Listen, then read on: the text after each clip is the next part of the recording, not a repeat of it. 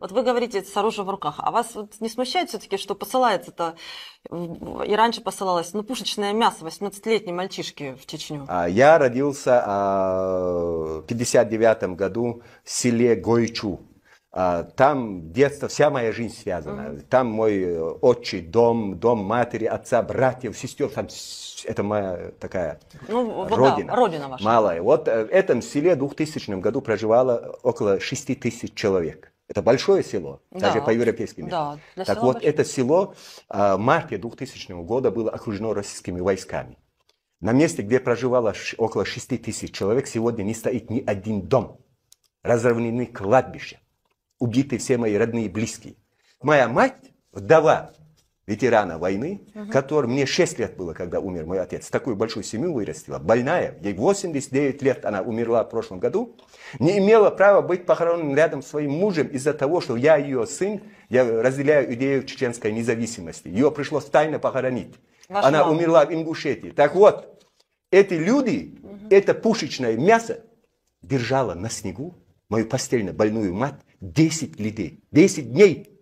Это пушечное мясо ежедневно подходило, ежесекундно, через час подходило, и между собой, клюясь на нее, еще приговаривала, пристрелить ее или нет.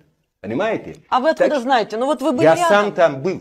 Я знаю то, что я видел своими глазами. Вы знаете, я вам еще скажу. У меня нету мифов. У меня все естественно, то, что я видел. Понимаете?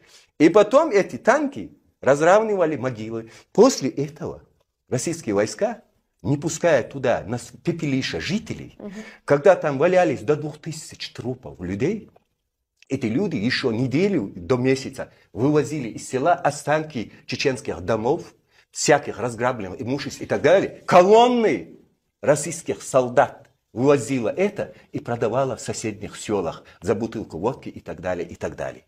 Так что, вы знаете, вы не знаете пределы обличия этого пушечного мяса.